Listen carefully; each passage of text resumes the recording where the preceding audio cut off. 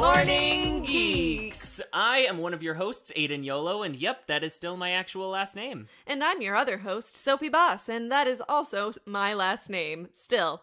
And welcome to another episode of 2HP, a geeky podcast for literally everyone. This episode will be veering a bit toward the sporty side. We're talking about skateboarding! So this week we are exploring one of my absolute favorite activities. I love skateboarding, and am actively in the process of trying to rope all of my friends and family into letting me teach them how to. And he's already roped me in. I have my own board and everything. I am still very bad at it, though. So this week we're calling our introductory section the Riding Basics. So Sophie, if you want to hop into it. Great. So for those of you who don't know, a skateboard is a board usually made of specially designed 7-ply maple plywood with 2 pairs of wheels attached to the underside using hardware known as trucks. And there's a sheet of sandpaper that's like glued to the top of the board, and that's called the grip tape. That is the exact definition you can find on Google if you just type in the word. So original skateboards started off as like crate scooters, exactly like you see in Back to the Future. These were made of wooden planks with usually roller skate wheels that were taken off of roller skates and affixed to the bottom, and a wooden fruit crate was usually placed at the front as sort of rudimentary handlebars. Then eventually they evolved into removing the handlebars entirely to sort of be closer to what we know today as a skateboard. Skateboarding was created around the late 1940s in California, go figure, when surfing started to really rise in popularity. It was mainly born out of means for surfers to be able to still partake in their favorite sport when the waves were low and going out on the ocean wasn't really an option. This actually gave skateboarding the original name of sidewalk surfing. And since then, skating has wildly evolved. It's completely different than it used to be. Now, instead of just a crate on some wheels, or plank on some wheels with a crate at the front, there are so many different types of skateboards. There are longboards, and these are long skateboards. That's not the only difference, though. They have much larger and softer wheels with more movement in the trucks. So that way it still feels like surfing on the land, and it's mostly used as transportation, just getting yourself from one place to the other. Yeah, these are definitely the closest to skateboards' roots of surfing. And even though they're mainly used as a means of transportation, people still do like insane tricks on them. And It's really, really crazy the stuff that people can do on these boards that aren't designed to flip in the air and all that crazy stuff. Yeah, I've seen a lot of videos of people like dancing as they ride their longboards, and it's insane to me. I don't really understand how they do it, because I've stood on longboards multiple times. I am really, really bad at riding longboards because of how wobbly they are. Like the trucks on a board can either be like really tight, so there isn't much wobble in the actual deck of the board, so it takes more effort to move it from side to side and turn. Or if they're looser trucks, it's really, really simple to shift your weight and turn. And on longboards, they are pretty much the loosest of any kind of skateboard. And that means you have to have your center of balance on point. And it's really difficult to just jump on a longboard and know exactly what you're doing. Yeah, so the next kind is are known as street skateboards, and this is sort of the more commonly known style of skateboard. So it's a shorter actual board piece, and the front and back, known as the nose and tail of the board, curl upward so that you can use it as a sort of as like a lever and pop the board off of the ground by hitting either the nose or tail off of the ground. And these are the main skateboards that you see people on like YouTube and in like TV parts and everything, like doing kick flips and crazy stuff, like riding off of ramps and all that jazz. Yeah, and that's the kind of skating that we do. Yes, that is primarily. Yeah, primarily. This next one is what I normally use for transportation, and these are known as cruisers, which are basically a cross between a longboard and a street board. So these are typically the same length, sometimes a little bit shorter than normal skateboards, but they have trucks and wheels closer to what longboards have. And on a cruiser board, only the tail curves upward so that you can pop it off of the ground for simple tricks like ollies, but the nose is usually completely flat to give you more of like a standing base just to ride from point A to point B.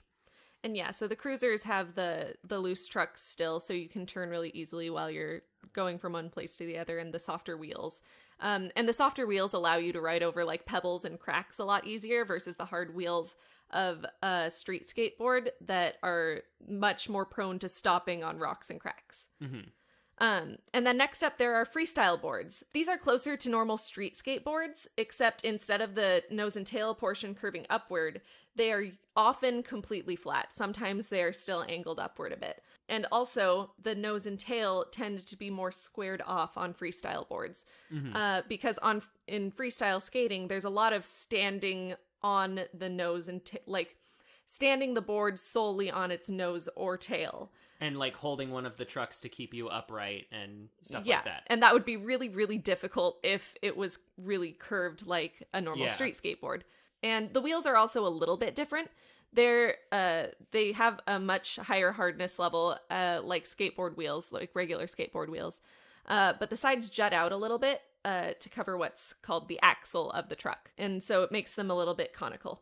Yeah, and the reason for that being is with freestyle, there's a lot of sort of staying in one place and just manipulating the board underneath your feet rather than riding off of ramps and jumping on the board and stuff like that. So one of the things that freestyle skaters do a lot is what's called standing primo, which is standing up on the side of the board. So like the wheels and the flat edge of the board are on the ground, and you're standing on the second half of the wheels. Yeah. So the conical wheels make that a lot easier so that the bolt that's holding the wheels into the trucks don't like wibble and wobble all over the the ground. Yep, they wibble and wobble.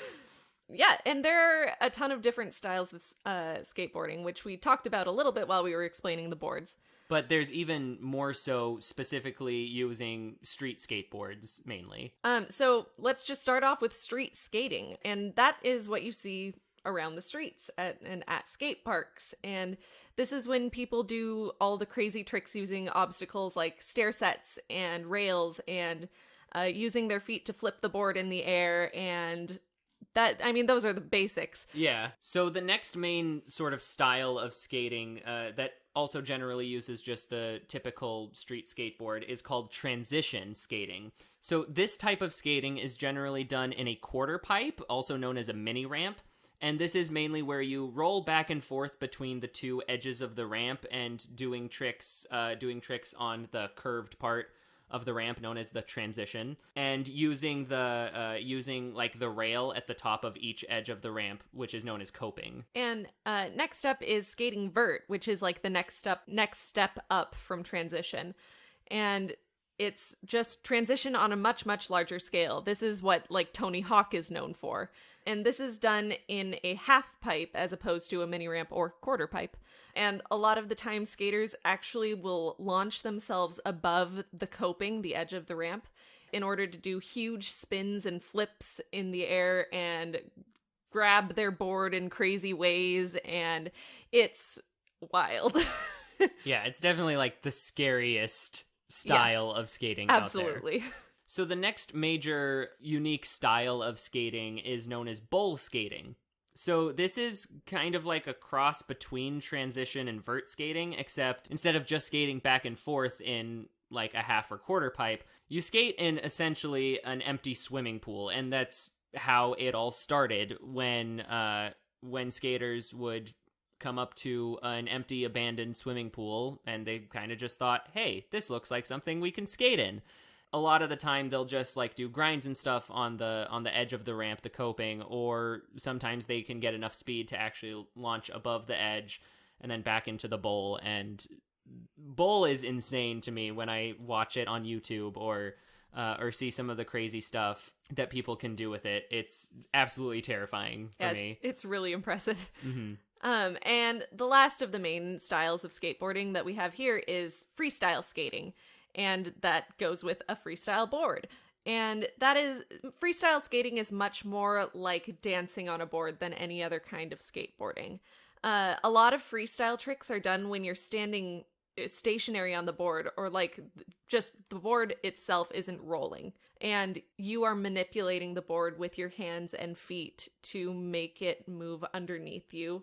Not necessarily doing flips like you would do in street skating, but moving it so you can stand primo on the board like we talked about earlier, or grabbing the trucks with your hands and flipping it underneath you, or sliding it into different positions underneath your feet. And it's an incredibly unique form of skating, in my opinion. Mm-hmm. And honestly, one of the most beautiful, like, it's my favorite to watch. Yeah, there's this skater, Mike Osterman, who does freestyle skateboarding, and I love watching his videos because, like Sophie said, it just looks like dancing. It looks like a beautiful dance that someone's doing just on this plank of wood with wheels. Yeah, it's very impressive. Mm-hmm.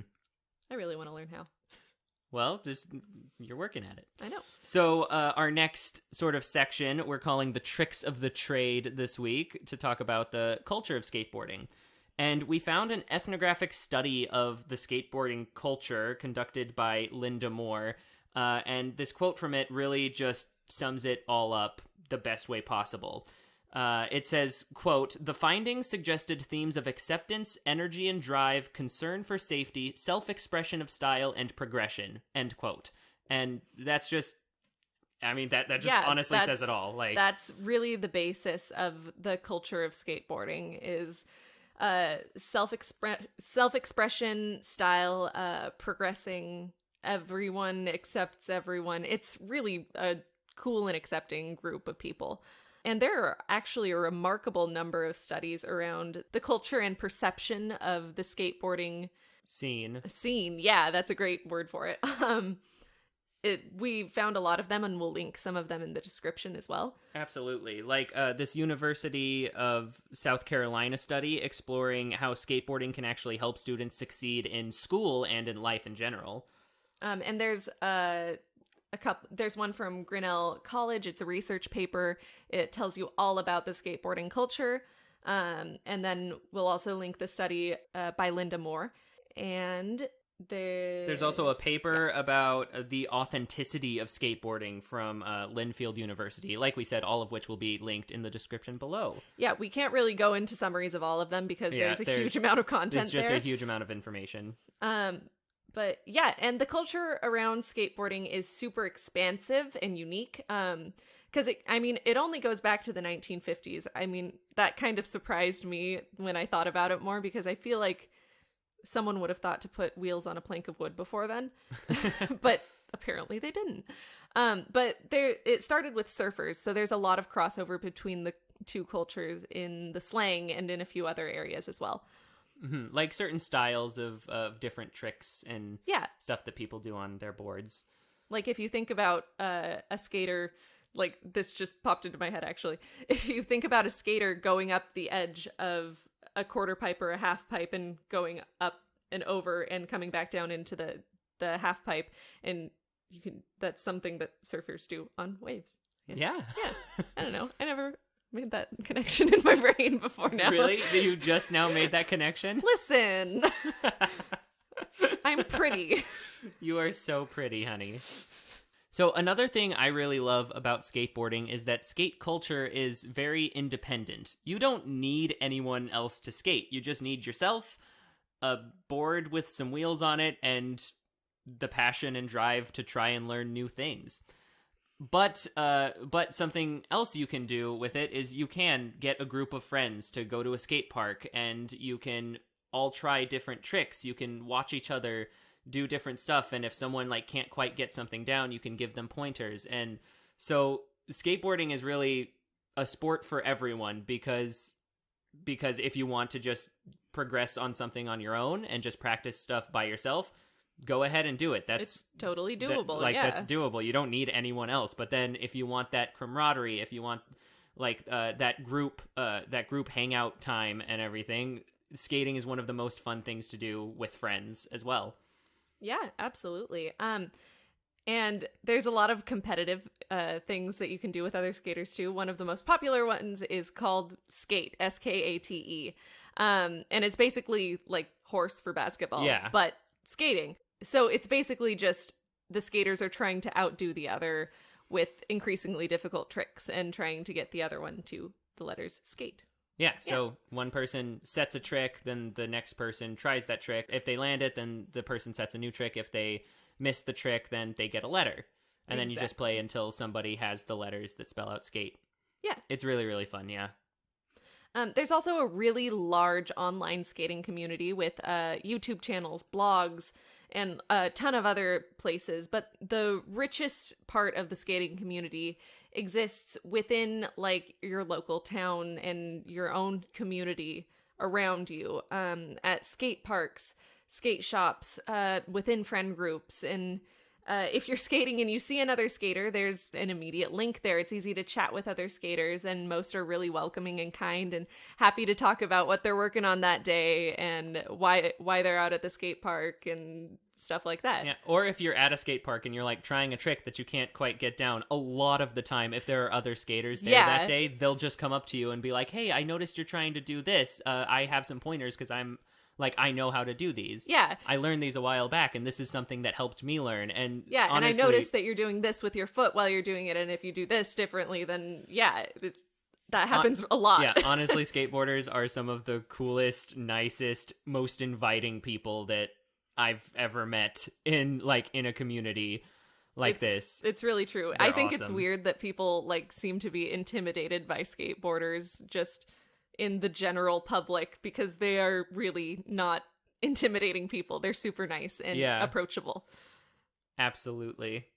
So, like we usually talk about in this section of the episodes, how fans of this fandom get together and celebrate it. For skateboarding, most of it is large competitions. So, the main one that everybody probably knows of is the X Games. Yeah. I mean, everyone's heard of the X Games. Everyone's heard of the X Games. The extreme sports competition where there's motocross, and I guess dirt biking is motocross, but Good job. there's BMX biking. Yeah. There's I was gonna say scooters. There's yeah. I couldn't think of the word for BMX, so I was gonna say like biking. Yeah. The fancy biking. But yeah, so X Games, probably the biggest, most known competition that includes skateboarding as a sport.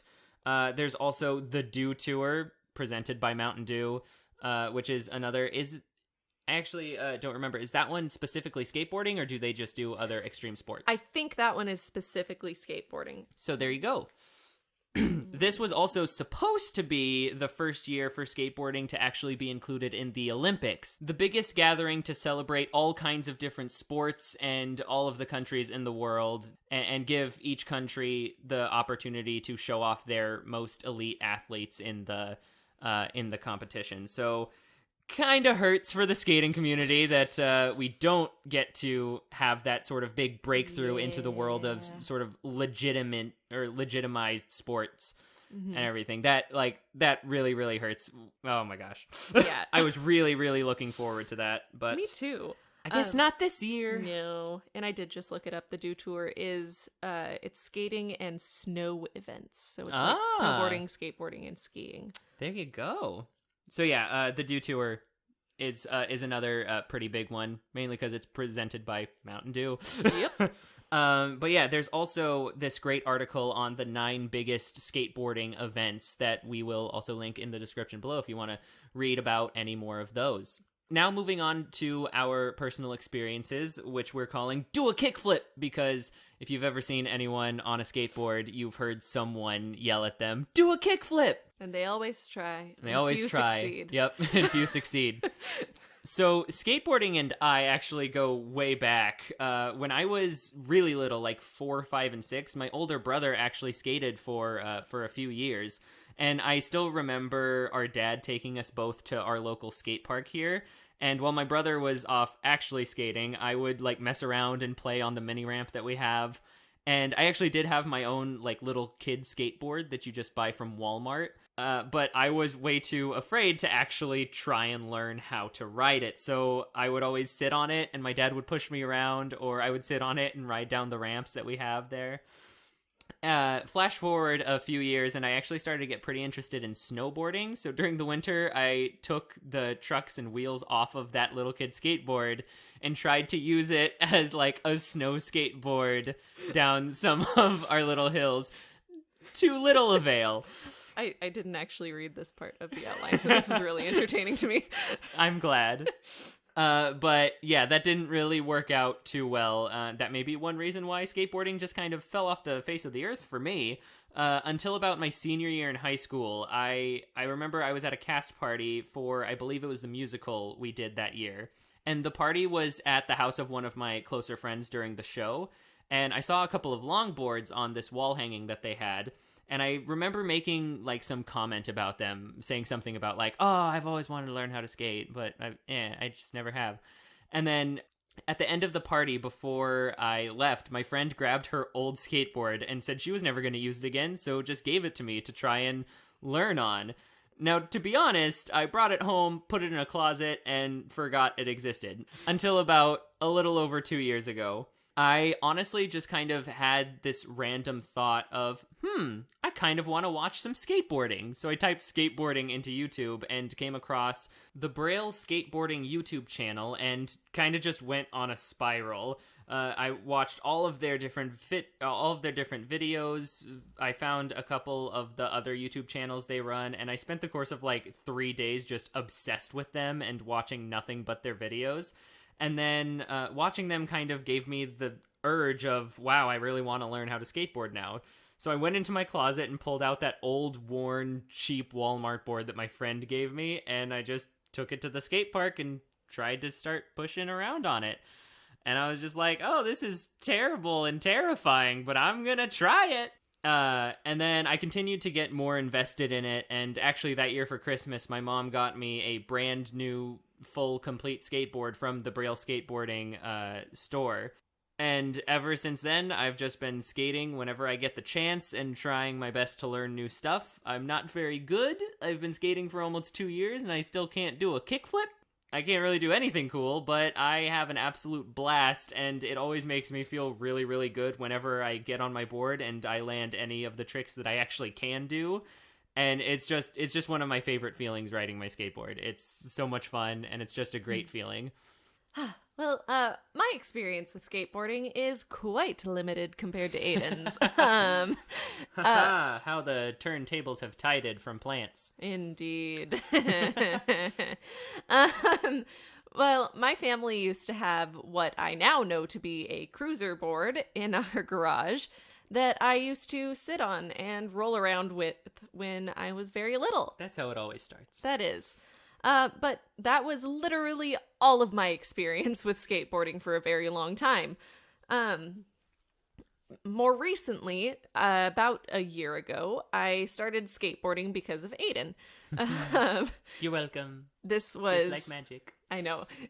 Pretty much exactly like magic. This was before magic, though. You're welcome. I have enriched your life so much with different geeky fandoms. It's true. But yeah, this was right before Aiden and I started dating. Probably Again. Almost exactly. Or no, it was a little over a year ago as we record this, because I got my board almost exactly a year ago, like on Saturday. Yeah. Yeah. Okay, sorry. Side note. But for a while, all that me, quote unquote, skateboarding consisted of was being terrified while Aiden held my hands because I was certain that I was going to fall off the board and break my leg. I tried to do it on my own, but every time I would like push the board forward, I'd be like, ah! And finally Aiden was like, do you want to like hold my hands? And I was like, yes, please. And this was before we were dating, so it was very cute. So it was very much just a fishing for a handhold. Oh yes, absolutely. From Sophie. Listen, you were the one who offered. Yeah, okay. I was genuinely scared. Okay. But so okay, so Over time, I got more comfortable on Aiden's board when we'd go out skating, but Aiden has very large feet compared to my small lady feet. And soon enough, it was time for me to get my own board that was suited to my size. We went to a skate shop in Sunnyside, Washington called Bonzi's. It's our favorite spot to go and look at skate stuff. And we got me set up with a completely customized board, and I got to choose every single part of it to my specifications. So I think it looks fantastic. We ended up staying way past closing, but the owner of the skate shop, Andy, is super cool, and he stayed to help me finish with the board setup while Aiden documented every moment of it and made fun of me the whole time. Yes. So I got to put the trucks on the deck and like screw in the hardware and put the bearings on the wheels, or put the bearings in the wheels. You don't put them on the wheels. They have a fancy little machine that you use. I'm sure that anyone who like actually skateboards knows exactly what I'm talking about, but I thought it was super cool. There's like you set a bearing on this little spool, and then you put the wheel on top of it, and then you put the second bearing in. I think, no, you only do one bearing at a time. And then you pull down this lever and it pushes the bearing in, so it makes your life way easier. And it was very, very convenient and fun to do. You can just use your thumbs. Listen, I liked the cool machine. It is a very, very cool machine, yes. I put the wheels on the trucks and I did all of that setup jazz. The only part that I didn't do myself was put the grip tape on the board because I was too scared of messing it up. So Andy, the shop owner, did that part for me. And in no time, I had a complete board that I had set up almost entirely by myself. And it was not actually no time because it took me so long to set it up and I had no idea what I was doing. Yep. And just so you know, I did feel the need to tell you guys, my board has black grip with green sparkles, a rainbow tie-dye deck, pink and blue bolts, matte lavender trucks, and purple and blue wheels. And I love it very much. It is now decked out with stickers from Studio Killjoy and Bonzi's. I've gotten a lot more comfortable on my board now, but I still really can't do much. I've been working on my ollies and my shove-its. I've gotten pretty close on shove-its, but I do have yet to actually land one. I believe in you. I'm getting so close. And ollies I'm pretty far away from. But I believe in you. I believe in me too. I'll get there eventually. Eventually. Yes. What I am kind of good at, though, is filming Aiden do lines while I'm on my board, so it looks smoother. There you go. Yeah, that's one thing. Improvement. One thing I can do, and I'll start landing tricks eventually. Our next section is getting on your own board, how to get into it yourself. Really, where we started, or where Aiden started, and then I followed, is YouTube. There are so many fantastic YouTube channels, and Aiden is the expert on all of those. Yeah, so like I mentioned, the Braille Skateboarding channel, it is the largest skateboarding channel on YouTube. They have a lot of tutorial videos, but a lot of their videos are sort of just fun entertainment with like their crew down there doing fun skateboarding stuff. They also just have videos of their professional skateboarders down there doing tricks and like landing new tricks that they've never landed before. So it just has like good skateboarding, it has fun entertainment, and they also have tutorials for beginners. Yeah, they like play skate with really crazy rules, and they make skateboards out of really weird things, and those are my favorite videos that they do. They're just super fun. So I mean, that's where I started. If you go watch some of their videos, maybe it'll spark something in you to go out and get your own board. Another really good YouTube channel is called VL Skate, and this channel is mainly comprised of just tutorials to help you actually learn how to ride the skateboard and how to do different tricks and different tips on how to land stuff. He's actually really cool. I've watched a lot of his videos as well to help me learn some basic stuff. A couple of other channels you could check out if you wanted to is Andrew Schrock and John Hill are two professional skateboarders who vlog just their daily life, but a lot of their videos include them skateboarding and them going to different skate parks and doing different skating stuff. So those are more natural videos. You know, those are professional skateboarders just living their life, and then you get to see all of the crazy tricks that they just work on from a day-to-day basis and everything.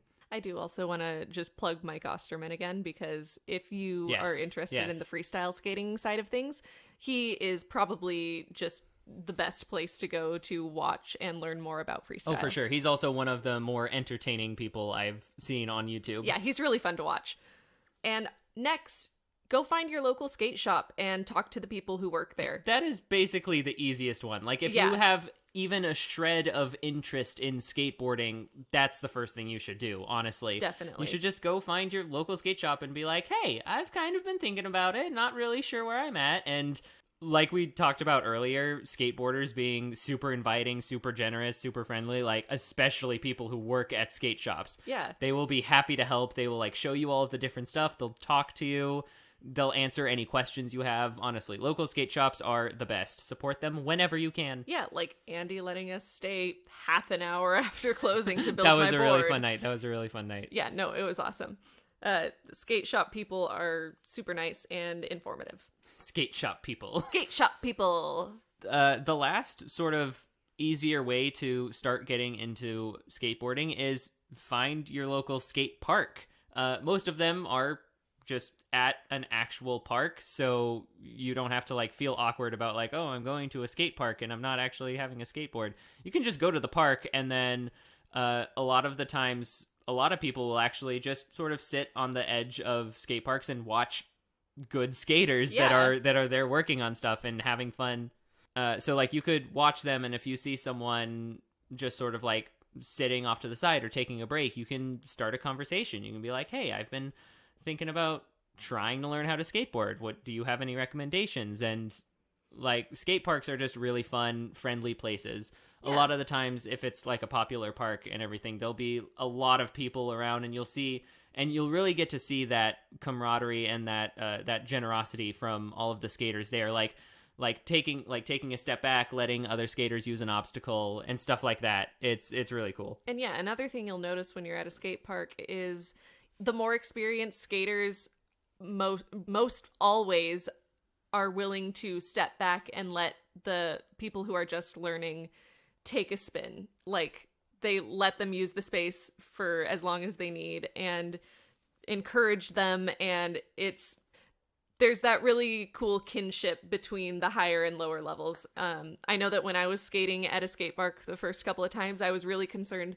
that the more experienced people were going to feel like I was getting in their way, but it was never like that. They were always super cool and super nice to me and encouraged me on all of my tripping and falling off of my board. And we need to go back to a skate park soon. We do. It's true. Well, friends, that is going to wrap up this week's episode. We really appreciate you all tuning in and supporting us as much as you have. Some other ways you can support us include following us on Twitter at 2HPcast, following us over on Instagram also at 2HPcast, liking our Facebook page, subscribing to our YouTube channel, following the podcast feed on your listening platform of choice. And please don't forget to rate and review the podcast wherever you do choose to listen. And make sure to comment and chat with us all across social media. You can find each of us on Instagram and Twitter at FrillyFia for me, and at Nevrint for me, both of which will be linked down below. Now, for our topic next week, we're going to be diving back into the uber geek waters and be talking about Dungeons and Dragons! That is the world's most popular tabletop role-playing game. So be ready for that coming Wednesday, October 14th at 10 a.m. Until then, practice that pop and keep skating every day. Bye, friends.